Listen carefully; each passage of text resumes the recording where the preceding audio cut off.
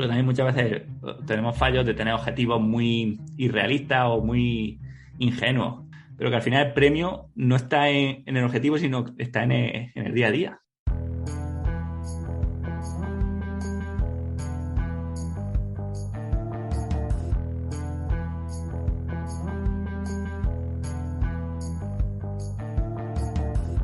Muy buenos días, mi nombre es Borja Ascón y les doy la bienvenida a un nuevo episodio del podcast de Ciclofactoría Construyendo Ultraciclismo.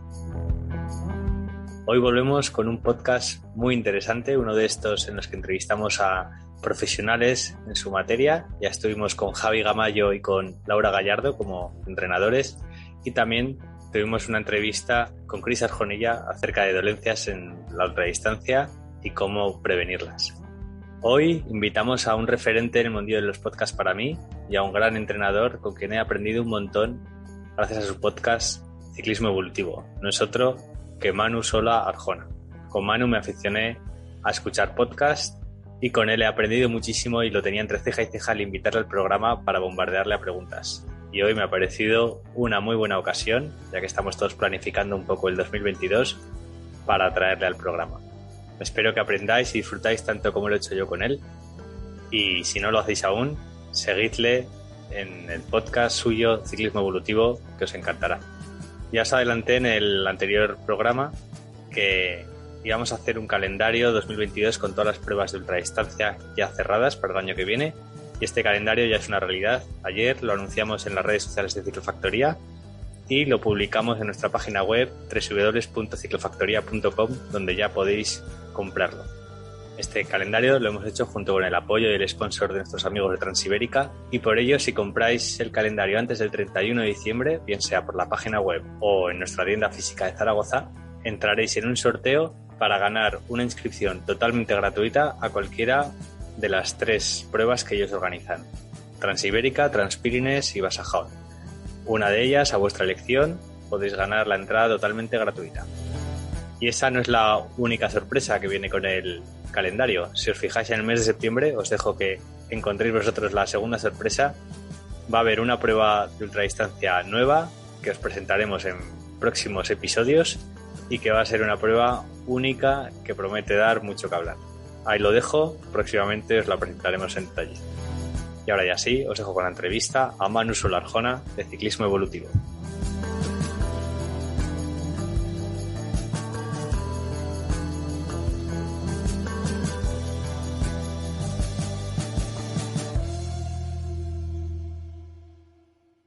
¿Qué tal, Manu? Muy buenos días. Hola Borja, pues nada, un placer estar por aquí.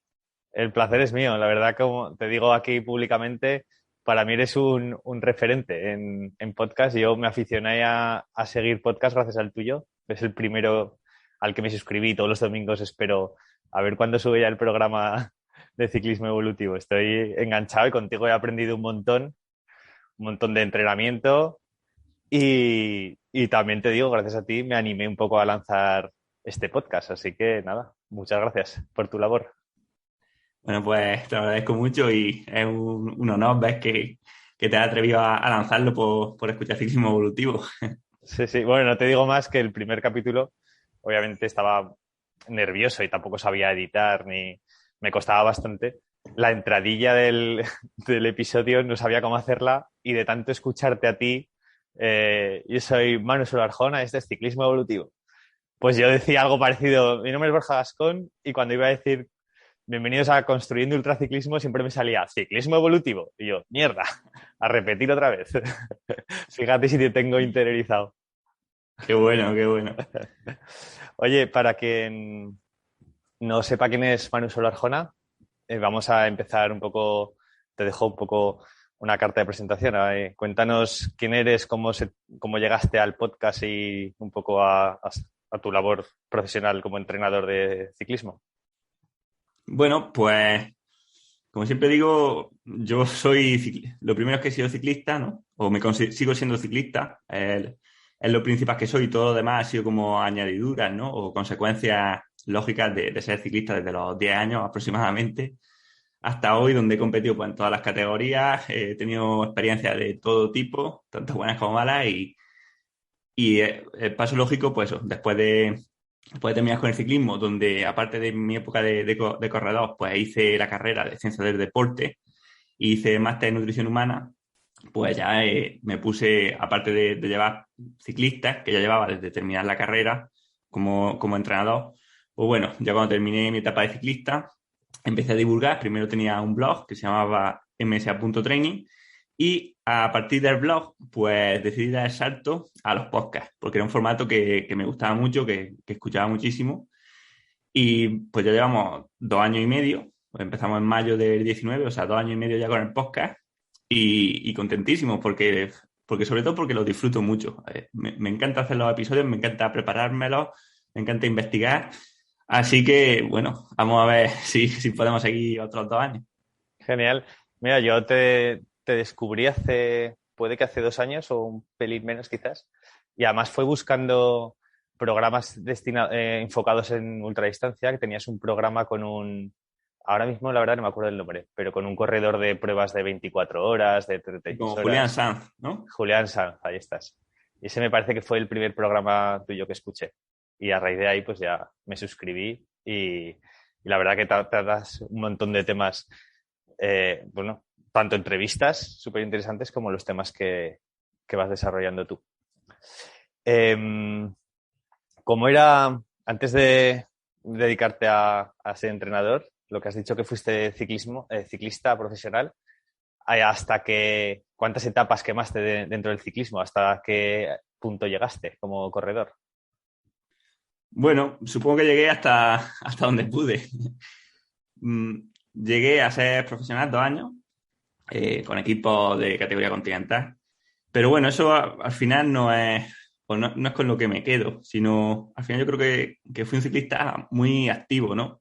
O sea, con activo me refiero a que probé diferentes metodologías de entrenamiento, diferentes formas de alimentarse, diferentes tipos de estresores en mi vida.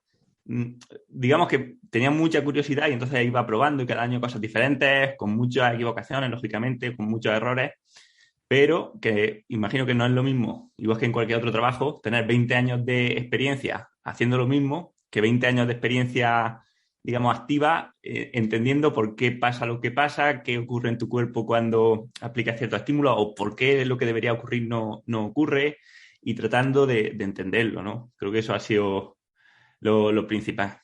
Muy bien. ¿Y en qué equipos estuviste? ¿En qué equipos evolucionaste un poco como corredor y como entrenador?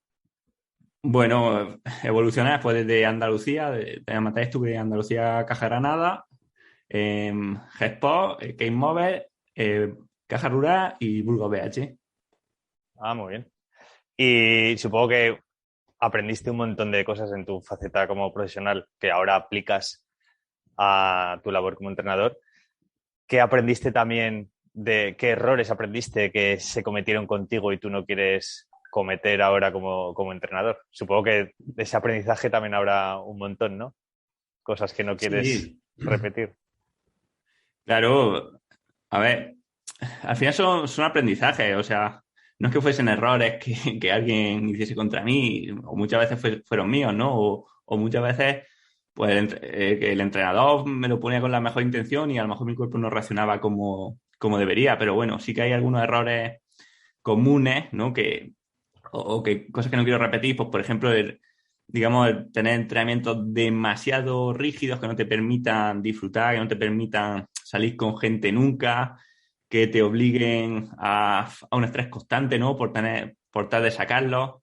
También quiero o trato de decirle a mis corredores que traten de evitar el perfeccionismo excesivo, porque creo que es muy dañino. O sea, el perfeccionismo creo que es imperfecto. Esto nos lleva siempre al error. También muchas veces el miedo al descanso, que es una cosa que los ciclistas parece que tenemos como de serie, y es un error, creo que es un error. Y trato de inculcárselo a mis deportistas, aunque también siempre es difícil hacerlo. Y bueno, también tema de dietas, por ejemplo, muy extremas o muy restrictivas, o dejarse llevar por lo que esté de moda en ese momento, ¿no? Por la dieta, no sé, cetogénica, por la dieta tal cual. Al final son modas que nos lastran mucho. En fin, un montón de cosas que yo he ido viendo pues que no que no encajan bien, ¿no? También, pues, entrenamientos o darle demasiada confianza a algunos paradigmas actuales del entrenamiento o algunos datos que damos por hechos y que luego en la práctica, cuando uno los testa una y otra vez, ve que consistentemente son inconsistentes, ¿no?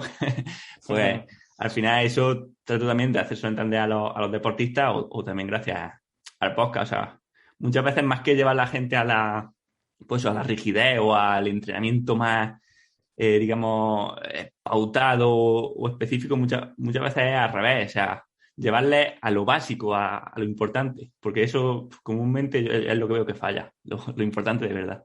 Sí, ¿no? Como enseñar a entender las sensaciones, quizás, ¿no? Y a guiarse por cómo te sientes y saber plasmar eso luego en entrenamiento antes que solamente guiarte por unos datos rígidos. Eso es, hay que entender a nuestro cuerpo, saber que las sensaciones son un dato y nos indican algo, ¿no? O sea, tú puedes en algún momento, por algún motivo, decidir, voy a entrenar pese a que mis sensaciones son malas, ¿no?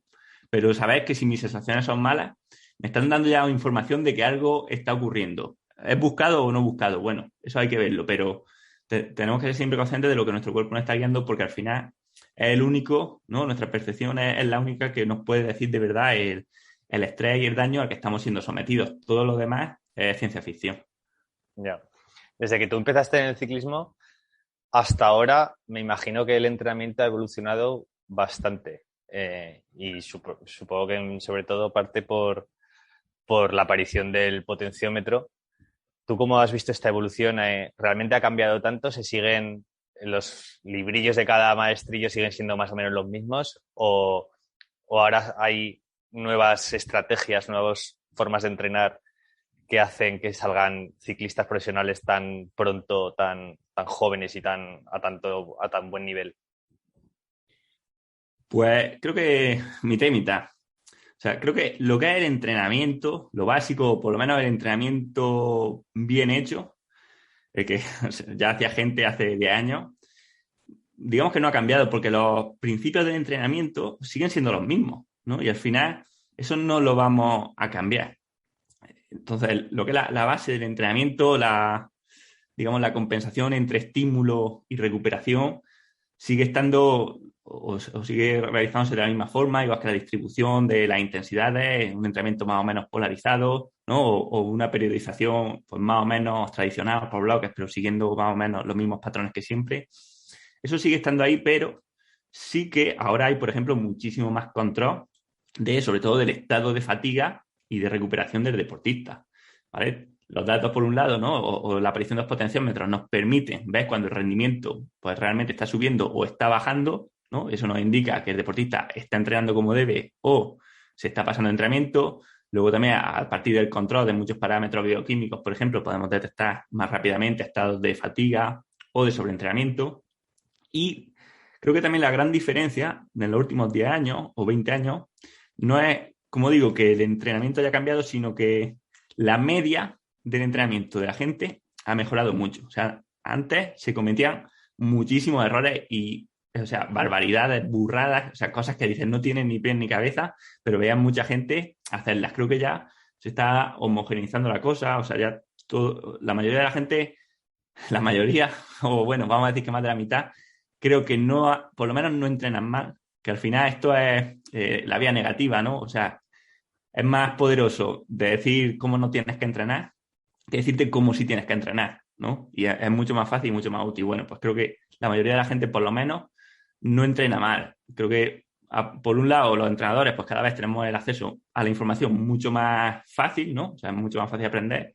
Y luego, pues bueno, es verdad que eso, que los dispositivos tecnológicos nos permiten un control de nuestros estados de fatiga y a tiempo real que evitan que cometamos esos errores tan graves. Ya, seguro. Oye, ¿qué tipo de ciclistas llevas sobre todo? ¿Entrenas? ¿Tienes gente que se dedique a la ultradistancia? Pues ahora mismo llevo un chico que corre tanto ultradistancia como maratones, o sea, maratones de 60-80 hasta carreras de 150, de mountain bike más o menos, 200. Pero es uno. Lo más normal que llevo son o profesionales de carretera, sub-23 y gente de mountain bike, que sobre todo son de maratón. De rally también alguno, pero poco. Pero bueno, te puedes hacer la idea, ¿no? Pues un poco de mi perfil. Muy bien. Oye, y metiéndonos un poco así en materia de entrenamiento, ¿qué, qué diferencias ves tú si hay en cómo podrías enfocar el entrenamiento de una temporada enfocado a pruebas cicloturistas, tipo la Quebrantagüesos, por ejemplo, o al circuito de Master 30, y una temporada enfocada a rendir a alto nivel en pruebas de ultradistancia, de las que aquí nos gusta escuchar en el programa, que son pruebas pues, de 3, de 7 días, que tampoco vas a hacer muchas al año, igual con 2 vas servido. Ujú. Bueno, pues esta pregunta es larga. Vamos a ver si la podemos dividir en dos partes, porque como te decía antes, pues el entrenamiento, por un lado, tiene que ser diferente, lógicamente, pero no tan diferente como la gente piensa, ¿no? Y a veces pensamos que tenemos que entrenar solamente o de forma simulando la prueba que vamos a disputar, y tampoco es así. O sea, hay muchas similitudes, y lo primero es que había una frase que decía Andy Cogan, que decía, bueno, traducida al español, que maldita sea, el ciclismo es un deporte aeróbico. Y es que así es. O sea, se considera aproximadamente que en un esfuerzo de un minuto a tope, el 50%, ¿vale? Digamos simplificando, el 50% de la energía se consigue a través de, digamos, de la reserva anaeróbica del organismo y el otro 50% a través del metabolismo aeróbico, o sea, ya en un minuto. O sea que todos los esfuerzos superiores al minuto son predominantemente aeróbicos, ¿vale? Al final, ya el sistema aeróbico es, digamos, ya sea la prueba de 1 hora o de 5 días, lo que importa es, pues, nuestra máxima capacidad, bueno, y nuestra máxima y nuestra capacidad total de producir energía a partir de la oxidación de oxígeno en las mitocondrias, ¿no? Bien, pues entonces sabemos que todas las adaptaciones que mejoren esta capacidad de generar energía de forma aeróbica van a mejorar nuestro rendimiento tanto en esfuerzos relativamente cortos como muy largos, ¿vale? Estas adaptaciones pues son las que he hablado muchas veces en el podcast, pues tener más mitocondrias, ¿no? Aumento de la masa mitocondrial, de su funcionalidad, o aumento, por ejemplo, a nivel central, pues aumento del volumen plasmático, aumento de ventrículo izquierdo del corazón, de la masa de hemoglobina, etcétera. En fin, bueno, esto no, tampoco hay que entrar en las adaptaciones, pero sí que sabes que la base aeróbica es fundamental, pues tanto en el ciclismo o sea, tanto en los esfuerzos largos como en los cortos. De hecho, por ejemplo, en el Tour de Francia lo vemos mucho, que, no sé, que llega a una etapa de 6 horas o 7 horas con muchos puertos y gana Pogacar, y llega a la crono de 20 minutos en subida y gana Pogacar. O sea, al final los esfuerzos aeróbicos son aeróbicos y ahí el metabolismo aeróbico está claro. Y seguramente si hiciese una carrera de 3 días el Tour, pues seguramente ganaría el mismo por más ventaja todavía, ¿no? Entonces eso está claro. Luego, otra cosa es que los deportistas de ultrarresistencia también deberían trabajar la fuerza máxima, porque como nos decía Vadillo en mi podcast, es la única, digamos, modalidad de fuerza o la única intensidad de fuerza que se puede mejorar, la fuerza máxima. Entonces, sería conveniente realizar su trabajo propio de fuerza, tanto en gimnasio como en bici, en caso de ser ciclistas, lógicamente, tratando de mejorar nuestro porcentaje de una RM. ¿Por qué? Porque esto va a hacer que luego, cuando estemos realizando el ejercicio o cuando estemos pedaleando, si estamos pedaleando a 200 vatios, por ejemplo, si nosotros somos capaces de mejorar nuestra fuerza máxima, la potencia máxima que podemos hacer en una pedalada, a la misma carga, digamos, nominal, a esos 200 vatios, estamos trabajando a un porcentaje mucho más bajo de nuestra fuerza máxima. Digamos que lo estamos haciendo más fácil. ¿Esto qué implica? Bueno, como en el organismo o como en el músculo, no todas las fibras se contraen a la vez, sino que a intensidades bajas vamos rotando las fibras que vamos utilizando para, digamos, mover esos 200 vatios, lo que implica es que el tiempo de recuperación entre una contracción de una fibra y otro es mucho más amplio, haciendo que haya mucho más desgaste muscular, que como ya sabemos es un limitante fundamental de las carreras de ultrarresistencia, ¿no? De hecho, imagino que la gente te lo dirá o tú mismo lo habrás comprobado, que el dolor de piernas muchas veces, ¿no? El daño, el destrozo que tenemos en los músculos es el que nos impide realmente tener un buen rendimiento al final de la prueba. Otro aspecto común, o común entre comillas, ¿no? A mitad y mitad, es la periodización. O sea, es verdad que el entrenamiento tiene que ir de más general a más específico. Y lo específico, pues, no es lo mismo en una ultradistancia que en una carrera de 2 horas, ¿no? De carretera. Pero, por ejemplo, la escala temporal de las adaptaciones, o sea, cuánto tardamos en ganarlas y cuánto tardamos en perderlas, o lo fácil que es mantenerlas, sí que es similar para el deportista de ultra que para el de carretera, para al final el cuerpo o la fisiología es la misma. Entonces, por ejemplo, en la periodización, pues sabemos que para ganar fuerza necesitamos mínimo 2 o 3 meses trabajándola mínimo 2 días por semana de forma sistemática y eso genera fatiga. Entonces, en la periodización, el trabajo duro o serio de fuerza tiene que ir al principio del año alejado de las carreras, ¿no? O sea, tiene que ir, pues digamos, lo que consideramos pretemporada o base. Luego sabemos que las adaptaciones a nivel mitocondrial o las adaptaciones de resistencia, las adaptaciones aeróbicas, también tardan mucho tiempo en conseguirse. Digamos que podemos... hay gente que dice que son ilimitadas, yo no creo que lo sean, pero sí que son o se pueden trabajar durante mucho tiempo e ir mejorando, son lentas de conseguir, pero también son muy fáciles de mantener para un ciclista porque siempre las vamos a estar estimulando, ¿no? Por tanto, tenemos que empezar a hacer la baja intensidad o los trabajos de baja media intensidad al principio de temporada. Y luego sabemos que, por ejemplo, los esfuerzos muy intensos, las series de consumo de oxígeno, las series anaeróbicas, nos dan también una mejora importante a nivel aeróbico, ¿no? O a nivel de resistencia.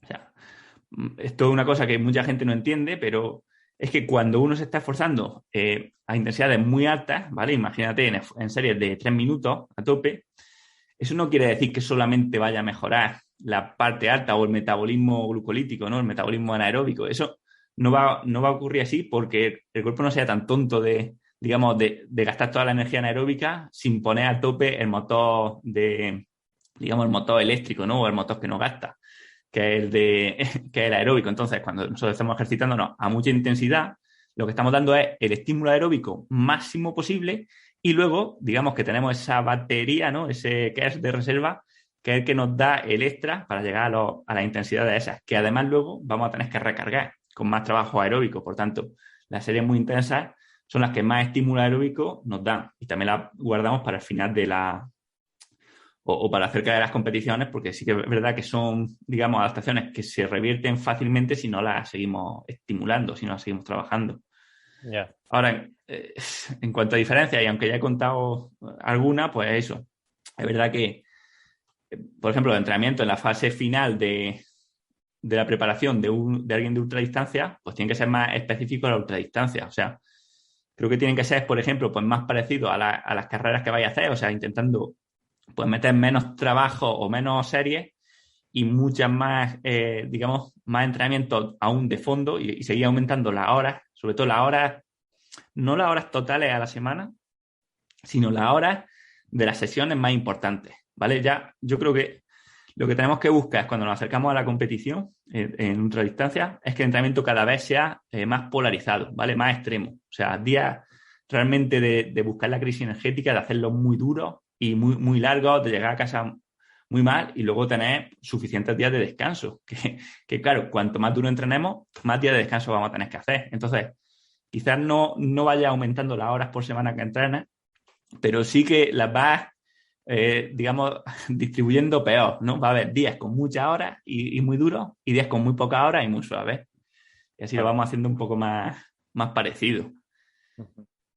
Más diferencias te puedo decir, pues que en la ultradistancia vamos aunque he hablado de metabolismo aeróbico antes, pero bueno, dentro del metabolismo aeróbico podemos estar oxidando hidratos de carbono, o sea, glucosa, grasa o proteínas, aminoácidos. Bueno, los aminoácidos vamos a descartarlos como fuente secundaria, ¿vale? Que es su importancia minúscula, pero claro, en ultradistancia es vital ser capaz de oxidar grandes cantidades de ácidos grasos por hora, ¿no? Aquí no tenemos límite en cuanto a cantidad de grasa que podemos utilizar en una carrera. El límite sería la muerte, pero sí que tenemos un límite digamos, en el tamaño del desagüe. Digamos que tenemos una bañera inmensa de grasa, pero ¿a qué tasa somos capaces de utilizarla, ¿no? O de vaciarla.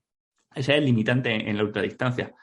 Y eso es lo que tenemos que intentar entrenar. Entonces, creo que un deportista de ultradistancia tiene que hacer aún más hincapié, si cabe, en una buena flexibilidad metabólica y especialmente en ser capaz de conseguir gran parte de la energía que está produciendo en el pedaleo a partir de la grasa. Y esto lo puede conseguir, pues, lógicamente, con entrenamientos que te obliguen a tener que trabajar o a tener que, digamos, producir esa cantidad de energía a partir de ácidos grasos, o sea, poniéndonos, pues, digamos, depletando los depósitos de glucógeno, incluso aunque vayamos comiendo, puede haber entrenamientos donde los vaciemos y obligándonos, pues, a llevar el ritmo más alto posible a partir de un porcentaje predominante de ácidos grasos, que eso es luego lo que va a ocurrir en carrera, porque es que por muy bien que queramos comer en una etapa, en carreras de 10, 12 horas, si lo estamos haciendo a tope, no vamos a ser capaces de ir reponiendo todo el glucógeno que vamos utilizando a partir de la nutrición. O sea, es mucho más poderoso tener un buen metabolismo lipídico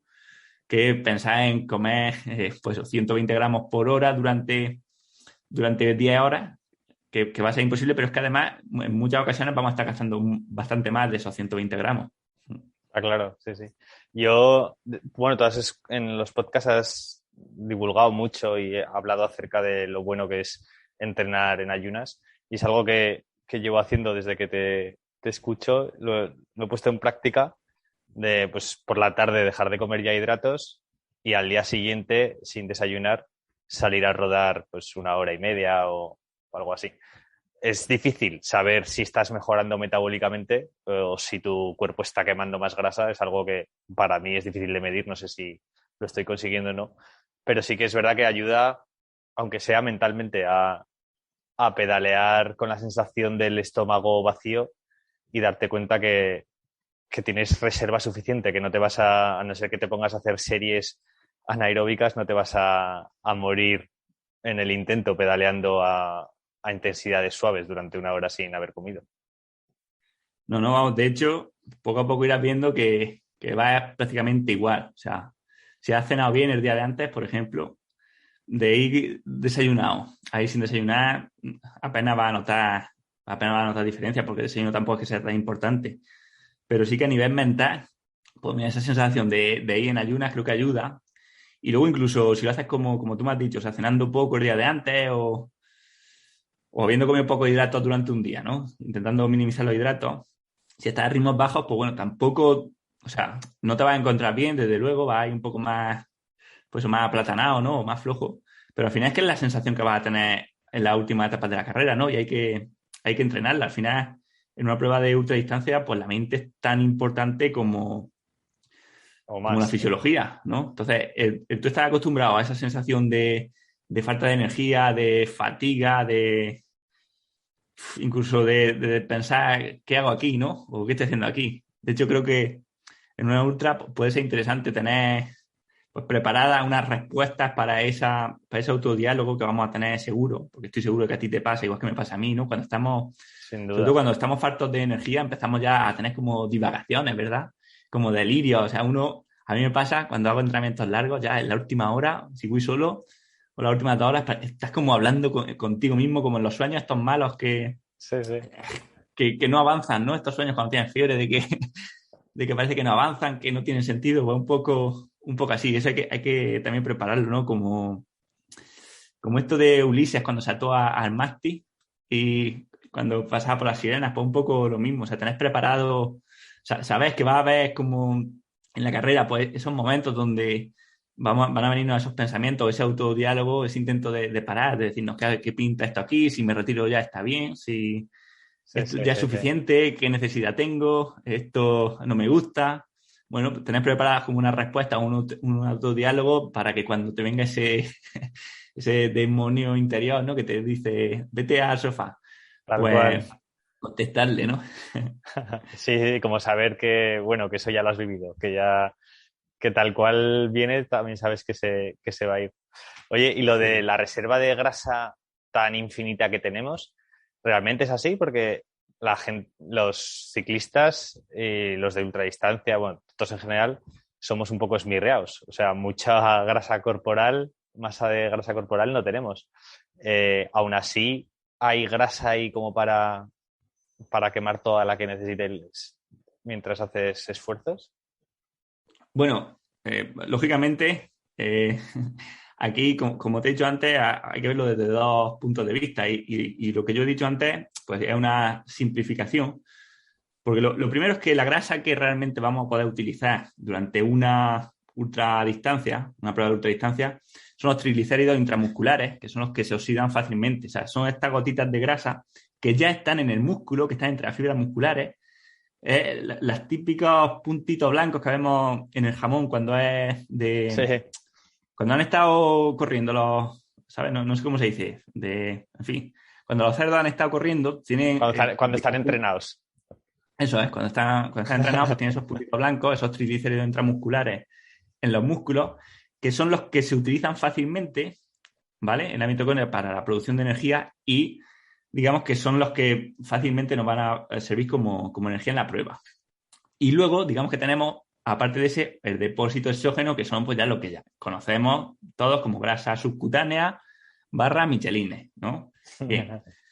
Digamos que las triglicéridos intramusculares los vamos oxidando durante el ejercicio, pero también se irán recargando, sobre todo cuando ya cese la intensidad, o sea, durante la noche, durante el día de descanso, se irán recargando si lo hemos utilizado a través de los triglicéridos, o sea, de la grasa subcutánea.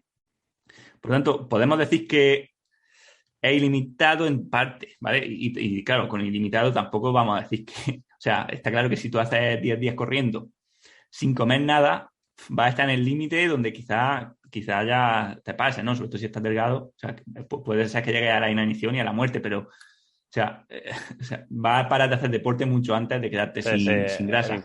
El De cuerpo hecho, no va a permitir eso. si una persona, no sé, ¿tú cuánto pesas? 61 o 2 por ahí. Vale, 61. Si partiésemos de un promedio, de que puedas tener tú un 10% de grasa aproximadamente, ¿vale? Y decimos que mínimo un 4% de grasa sería esta grasa mínima que necesitamos para mantenernos con vida, ¿no? O para estar alrededor de los órganos para darle energía. Vamos a decir que tienes un 5 o 6% de grasa que todavía podría utilizar en casos extremos para producir energía, ¿no? Bueno, pues ese 5% serían unos 3 kilos aproximadamente, ¿no? Estaríamos hablando de 3 kilos y medio. Cada kilo de grasa nos daría o se da 9.000 calorías. Por tanto, estaríamos hablando de unas 27, 30.000 calorías que tendríais almacenadas como grasa. En tu caso, pues fíjate, entre que estás delgado y eso, ¡Qué no es que maravilla! sean muchísimas, pero 3.000 calorías son, pues bueno, en reposo son 15 días más o menos, o mucho más, o 20 días. O sea, tú podrías estar 15 o 20 días sin comer, sin problema, sin morirte. ¡Qué maravilla! Bueno saberlo, muy bueno saberlo. Volviendo Sí. a cosas que has comentado antes en la explicación, tan bien propuesta y extendida, has dicho que hay que trabajar también pues, potencia máxima, zonas por encima del umbral de lactato, zona de V2 max. Tú sabrás en los programas estos de análisis de datos, tipo el de Training Peaks, el VKO5, ahí se representa como cuando tú mejoras el sistema anaeróbico, automáticamente el programa, el software, como que te interpreta que el sistema aeróbico desciende, tu capacidad aeróbica desciende. Es decir, cuando ganas por arriba, pierdes por abajo. Eso es porque no saben interpretarlo de otra forma los software. Realmente es un poco así, que cuando tú mejoras unas fibras musculares, las otras las empeoras en cierta manera, o no es real todo esto. O sea que, pues qué buena pregunta, macho. Pues me gusta. Y pues tienes razón en lo segundo. O sea, es que el software no sabe bueno, o en lo primero, mejor dicho. El software no sabe interpretarlo. O sea, no ocurre, y esto que quede claro, o sea, tú por mejorar a nivel anaeróbico no tienes por qué empeorar la parte aeróbica. De hecho, es al revés. O sea, como estoy diciendo, cuando uno mejora un esfuerzo de 2 minutos, o sea, en 2 minutos, la principal fuente de energía es la fuente aeróbica. O sea, pero en cambio, el software, cuando tú mejoras un esfuerzo de 1 minuto, de 2 minutos, te hace que disminuya tu FTP, ¿no? O lo que consideramos energía aeróbica. Lo cual es un fallo simplemente del modelo, ¿vale? Digamos que cuando uno está, o cuando uno tiene una curva de potencia digamos, perfectamente organizada, o sea, donde ha hecho un test de 1 minuto, un test de 5, uno de 10, uno de 20 y uno de 40, y todos los test han sido perfectos, han sido realizados de una forma que no es real, ¿vale? Porque nunca vamos a hacer los test perfectos en las mismas condiciones, en el mismo sitio, en el mismo estado de forma y con la misma motivación, pero si estuviese perfecta, ahí tendríamos una organización real, ¿no? De, bueno, de dónde está, digamos, nuestro umbral y dónde está nuestra capacidad anaeróbica. Lo que pasa que, claro, casi nunca, o por no decir nunca, vamos a tener los test hechos con la misma calidad o en el mismo sitio, en uno o en otro, ¿no? Uno lo hemos hecho con más fatiga, otros con menos, uno en más altitud, otro en un momento del año, uno en un día que estaba mejor de motivación, otro en otro día, en fin. Que al final la curva no la vamos haciendo bien, ¿no? Digamos que tenemos Ya. muchos puntos que son diferentes. Lo que interpreta el software, por ejemplo, es lo que te decía, o sea, tú tienes digamos, tú tienes la curva de potencia y en función de dónde te estime la potencia crítica, o sea, lo que llaman FTP, ¿no? FTP moderado, pues considera que tu capacidad anaeróbica es más alta o es menos alta. Entonces, esto funciona de las dos formas. Si nosotros, o sea, si no damos, digamos, test largos muy buenos, o sea, si nuestro FTP estimado disminuye, la misma curva, el sistema lo que nos va a estimar es que la capacidad anaeróbica es más alta. Si en cambio mejoramos el FTP, lo que nos va a estimar es que la capacidad anaeróbica es más baja. Y con la capacidad anaeróbica, con la W', ocurre lo mismo. Cuando metemos esfuerzos muy buenos de 30 segundos o de 1 minuto, pues bueno, como esa curva crece, digamos que el FTP nos lo marca un poco más bajo, ¿vale? Y lo mismo, no sé si es que a lo mejor esto Sí, hay que necesitaría una conocer el gráfica para programa un enseñárselo a la poco. gente. Sí, sí. Sin verlo es un poco más complicado, pero bueno, sí, lo estás exponiendo bien. Cuando crece por un lado, por el otro lado, la curva la Claro, a no disminuye. ser que lo tengamos todo, o sea, exactamente igual, que en ese caso estaría una curva compensada. Cuando no, pues es lo que tú me dices o lo que la gente ve. Cuando trabajas muchos trabajos de alta intensidad, pues claro, sube la parte, digamos, la parte de esfuerzos cortos de la curva sube mucho y eso hace que el programa estime que el FTP está más bajo. Pero no quiere decir que eso sea en verdad, porque fíjate lo que hemos dicho. Por un lado, el trabajo de fuerza, que es, digamos que la curva de potencia estaría en los 5 primeros segundos, ¿vale? La parte más alta, está amplísimamente documentado que mejora nuestro FTP. Las series anaeróbicas vemos que mejoran nuestro FTP también. El problema es que lo queremos ver o lo queremos reducir a porcentaje y ese es el gran error. O sea, tenemos que verlo como vatio absoluto, no como porcentaje. O sea, a mí lo que me importa no es cuánto, imagínate, no me importa si mi W', o sea, mi FRC en VKO, si lo utilizo así, no me importa si está en 21 o en 17 o en 25. Lo que me importa es que el test de 1 minuto pues pase de 600 vatios a 650 vatios. Si es con más o con menos W', me da igual, ¿no? O si es con más o con menos FTP. Lo que nos importan son los valores absolutos de la curva y no cómo se distribuyan entre los diferentes porcentajes, que es lo mismo Ya. que pasa cuando hablamos de a qué porcentaje se da el FTP del V2+. O sea, aparte de que es un error porque vemos todo el error de la curva, es que nos da igual si estamos a menos o a más porcentaje. Lo importante es que el valor absoluto, los vatios que movemos a cada duración, o sea, la curva real, que vaya subiendo. Todo lo Vaya demás mejorando. es ciencia ficción, es complicarse la vida y llegar a errores como el que tú me dices, que es un error muy común, el pensar que por trabajar a alta intensidad va a disminuir la resistencia y viceversa. Sí, yo nunca me lo acabo de creer del todo. Bueno, al principio cuando me metí en el programa, pues claro, vas mirando todos los datos, te crees todo, pero luego ya vas intuyendo un poco por dónde van los tiros y de que al final un software no es capaz de, pues eso, de decirte exactamente cómo se encuentra tu cuerpo y cómo van mejorando tus fibras musculares, tus adaptaciones, etcétera. Alguien que esté entrenado, por ejemplo, que un cicloturista o sea, alguien que venga del Master 30, por ejemplo, que lleve unos cuantos años entrenando y se mete a entrenar para ultradistancia, ¿tú crees que centrarse en el FTP, mejorar el FTP, es algo que hay que seguir haciendo, que hay que trabajar en ello? ¿O crees tú que sería el límite del rendimiento en una prueba de este estilo? Bueno, pues a ver, hay que trabajarlo todo. O sea, desde luego hay que trabajar el FTP, hay que trabajar el primer umbral, pero al final eso lo agrupamos, o sea, porque aquí podemos sacar, digamos, 1000 indicadores de mejora, que si el FTP, el primer umbral según el lactato, el primer umbral según el DF alfa 1. Entonces, tenemos que mejorar el sistema aeróbico, como hemos dicho antes, ¿vale? La capacidad de utilizar mucho o de producir mucha energía a partir del oxígeno, especialmente a partir del ácido graso. O sea, hacer entrenamientos que nos hagan mejorar nuestra masa mitocondrial. Tenemos que, bueno, imagino que ya la tiene trabajada, pero si no, pues trabajar a fuerza, lo que hemos dicho antes. Y eso, centrarnos sobre todo en hacerlo un poco más específico, en trabajar mucho mucho más el volumen, pero sin descuidar la intensidad, ¿no? O sea, hacer pues simulacros de carreras de ultradistancia si es lo que queremos, si es lo que queremos conseguir, ¿vale? Y exponernos un poco pues, a las condiciones de la carrera, de fatiga de la carrera.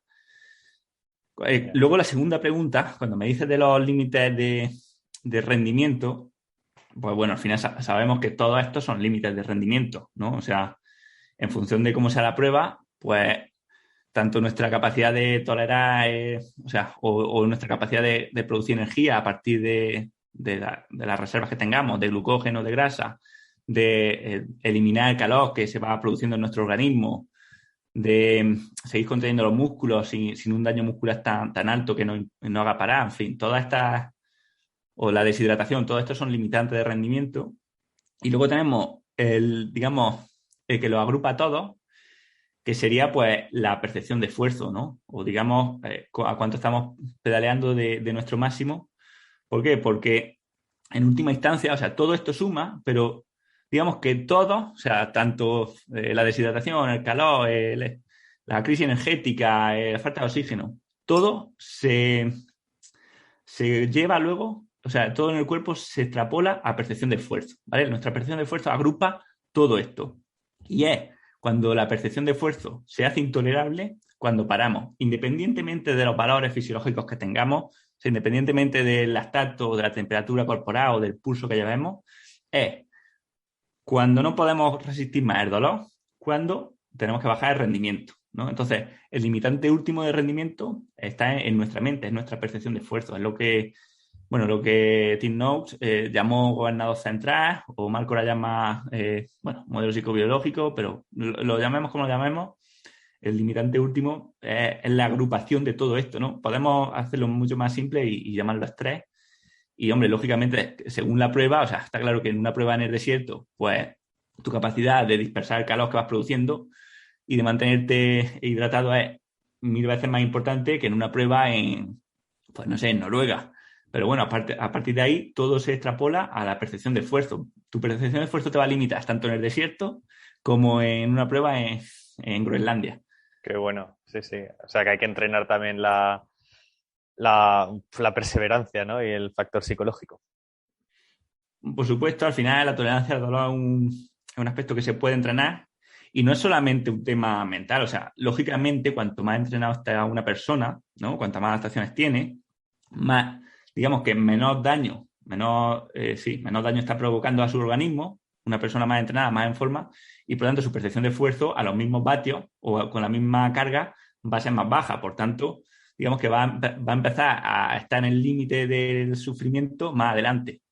Luego hay muchos aspectos más que influyen, ¿no? Por ejemplo, vamos a ser capaces de acercarnos más o menos al límite, porque al final esto es un mecanismo de protección, ¿eh? No es otra cosa. O sea, la percepción de esfuerzo no es un fallo orgánico que nos impide llegar a nuestro máximo potencial, sino que es un mecanismo de defensa para evitar que haciendo ejercicio nos generemos a nosotros mismos un daño y sea más nocivo que beneficioso. Entonces, uno se va a poder acercar más al fallo o digamos al límite real del organismo, si es que llegásemos en algún momento al límite, que parece que sí, que hay un límite, aunque pudiésemos soportar la percepción de esfuerzo eternamente. De hecho, hay estudios que con una sustancia han bloqueado la percepción de esfuerzo y han visto que los deportistas también llegaban a un límite, pero bueno, nos podemos acercar más o menos al límite en función de cómo de importante sea, digamos, esta tarea para nuestra supervivencia. O sea, cuando te está persiguiendo, pues lo de que digo siempre, un tigre, ¿no? O a la gacela que está persiguiendo el león, digamos que va a llegar al colapso físico, antes que a bajar el ritmo por su percepción de esfuerzo, ¿no? Digamos que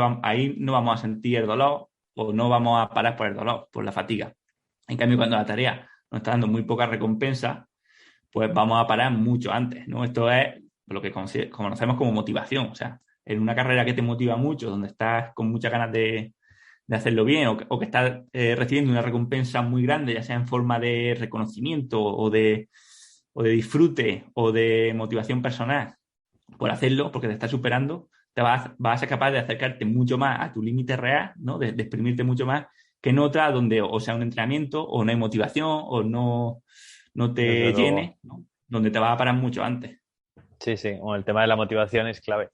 Tú hablas mucho también de psicología en tus programas, incluso de aspectos filosóficos, como estoicismo y demás. Con tus pupilos, con la gente que tú entrenas, me imagino que también trabajarás aspectos psicológicos de cómo afrontar carreras o de cómo motivarse o de cómo gestionar la frustración. Hoy en día, no sé, estamos expuestos a un montón de miedos y frustración con tanta exposición a Instagram, de no dar la talla o de, ¿no? De que me critiquen por aquí, de no rendir como tendría que rendir en la carrera y que me vean. ¿Tú entrenas ese aspecto psicológico con tus ciclistas?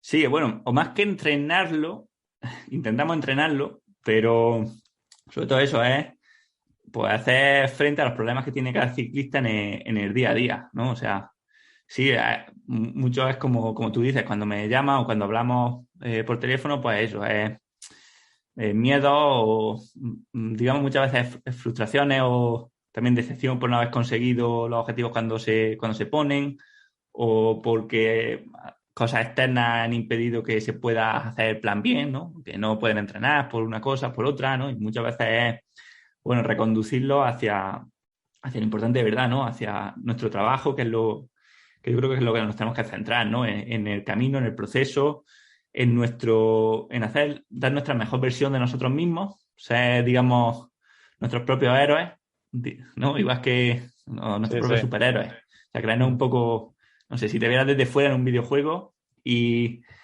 no sé, no sé, algún personaje a quien admires, no sé, me da igual, por ponerte un ejemplo, ¿qué te digo yo? Goku, ¿no? O Superman, por exagerarlo mucho.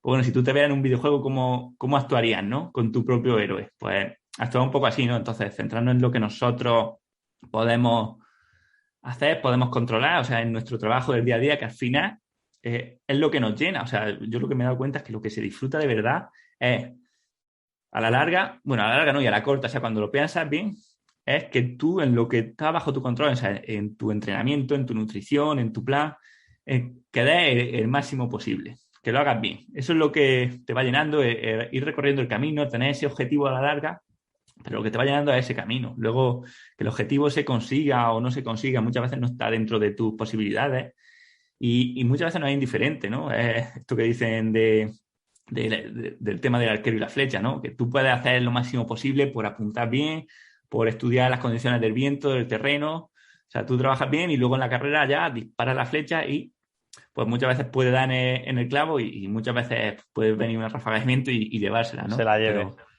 claro, centrarnos en eso y en tener, pero también muchas veces tenemos fallos de tener objetivos muy irrealistas o muy ingenuos, ¿sabes?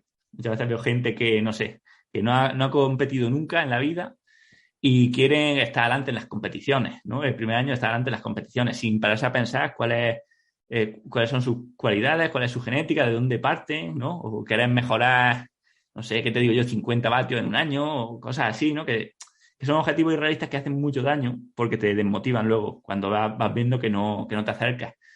Entonces, gran parte también muchas veces del problema, ¿no? En cualquier disciplina, en la ultra igual, es estos objetivos que son claramente irrealistas, ¿no? Sí. Bueno, aquí en estas carreras que aquí nos gusta un poco hablar de ellas y estudiar, poca gente realmente va ahí con la aspiración de ganar. Además, son carreras en las que no ganas nada, más allá de reconocimiento. Bueno, aunque hoy en día eso de ganar nada ya no existe, porque con tanto patrocinio a cualquier nivel, pues si ganas siempre estás más expuesto a que te patrocinen, a que te reconozcan más, etcétera. Pero bueno, la mayoría de gente no creo que vaya con ese espíritu, sino con el de hacer una buena prueba, con el batirse a sí mismo, al final explorar tus límites, y te pegas todo un año entrenando quizás para una prueba y luego llega el día de la prueba y por un dolor de culo tremendo o un grano ahí enquistado, pues el primer día te tienes que retirar. Y hostia, eso puede ser un bajón, ¿no? Es decir, he hipotecado todo mi año, si no lo has hecho con verdadero gusto, ¿no? Como motivado porque te guste estar entrenando, pues al final ese quizás puede ser el factor más difícil de aceptar o de entrenar, el retirarte después de todo un año entrenando, retirarte el primer día. Sí, sí, qué bueno que lo hayas dicho. Eso es que es lo que es la base, o sea, es que es la base, disfrutar de cada día del proceso. De hecho, si no disfrutas nunca, o sea, puede haber días, oye, que hostia, está lloviendo, tal, me cuesta, pero me sacrifico y a lo mejor no saco un placer del entrenamiento, pero sí lo saco del sentimiento de trabajo bien hecho, ¿no? Pero bueno, al final, digamos que tu propósito, lo que estás consiguiendo, pues va alineado con lo que tú quieres y te vas encontrando bien, vas siendo feliz. Pero si no lo haces nunca, te tienes que plantear si no cambiar de disciplina o dedicarte a otra cosa. A mí, por ejemplo, o sea, yo por las tardes intento siempre después de trabajar salir en la bici, salir a entrenar, pero es que cada minuto en la bici lo disfruto. O sea, yo preparando una prueba ahora hago menos, ¿no? O he hecho alguna cicloturista o alguna carrera así, a lo mejor 3 o 4 durante el año, simplemente por el gusto de estar preparándolas, más que nada. Pero es que cada entrenamiento, o sea, lo he disfrutado tanto, sobre todo algunos, así los más largos o los más chulos, que aunque luego llegue a la carrera, como me ha pasado en alguna, y me caiga y me haga daño, pero es que, o sea, ha merecido la pena, claramente, porque la carrera me ha Claro. servido de motivación para exprimirme más en los entrenamientos, para hacer más series, porque también el tener esos objetivos te ayudan muchas veces pues a exprimirte un poco más o a salir ese día que lo tienes dudoso, ¿no? Entonces, creo que viene bien, ¿no? Tener esos mini objetivos, pero que al final el premio no está en el objetivo, sino está en el día a día.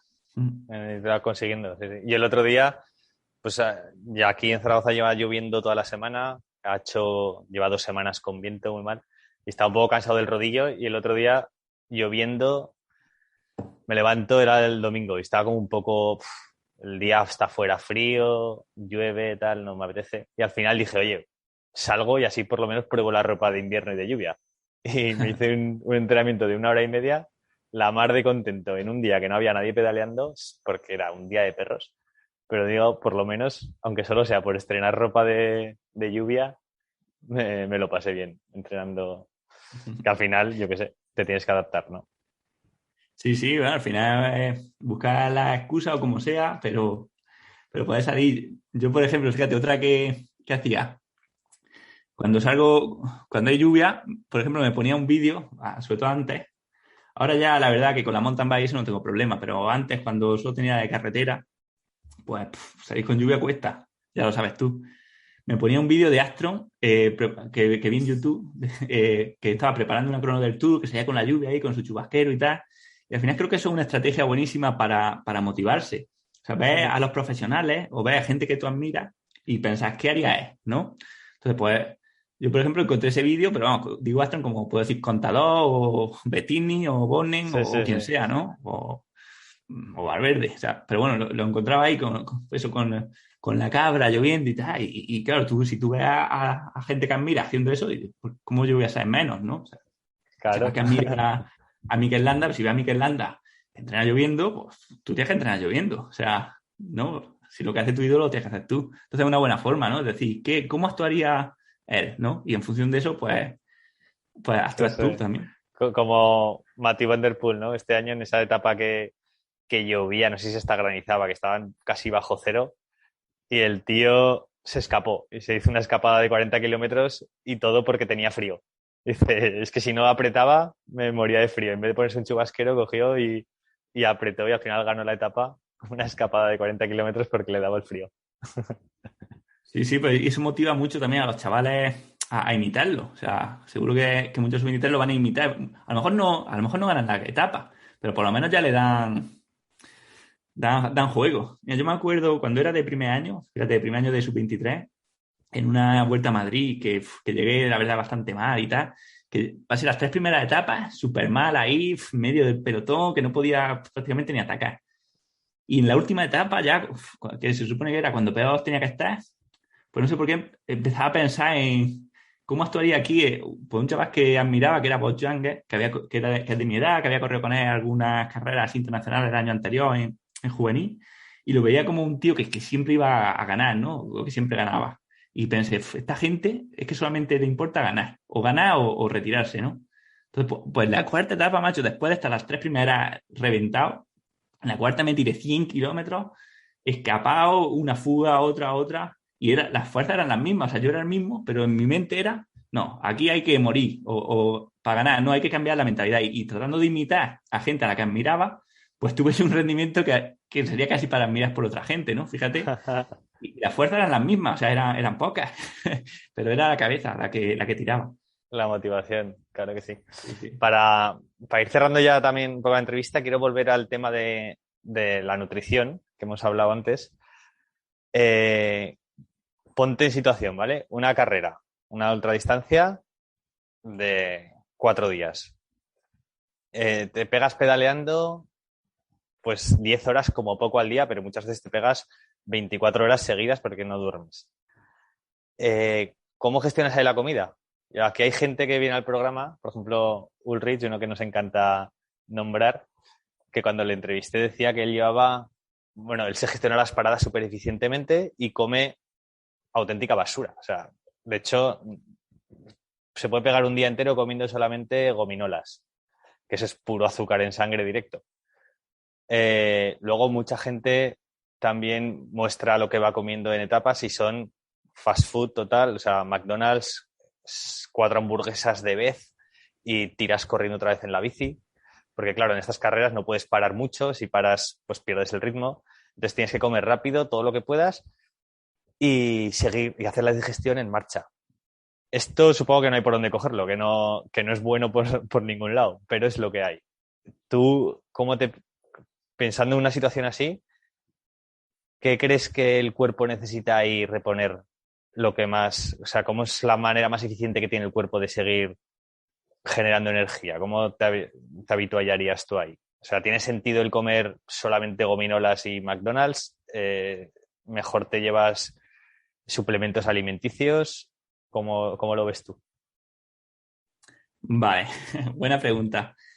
Vale, este te lo voy a responder en dos, digamos, lo más científico y en lo que yo más creo.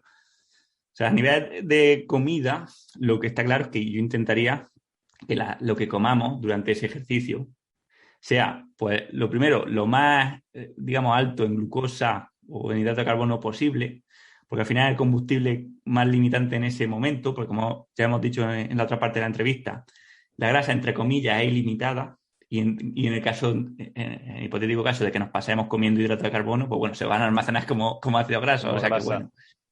Claro, luego es mucho más rápido de digerir, sobre todo intentaríamos irnos a los azúcares simples. ¿Por qué? Porque son mucho más fáciles y rápidos de digerir que, por ejemplo, una hamburguesa o ¿qué te digo yo? Comerte un aguacate o comerte un filete de ternera, ¿no? Al final buscamos que la digestión sea pues lo más sencilla posible para evitar a toda costa tener problemas digestivos o problemas gastrointestinales, que eso sí que daría el traste con nuestra carrera. O sea, como nos dé diarrea en una carrera de ultradistancia, estamos Adiós. out.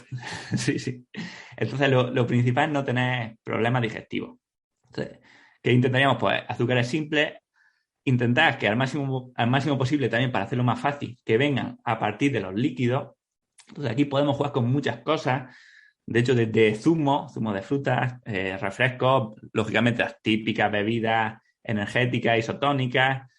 Luego hay alimentos que no parecen alimentos, digamos, hechos para deportistas, pero cuando vemos la composición, pues son similares. Por ejemplo, mira, una cosa que no había dicho, creo que nunca en el podcast, pero una cosa que cuando hago así fondos muy intensos, me gusta tomar porque es altísimo en azúcar. Es tipo, pues eso, un suplemento concentrado.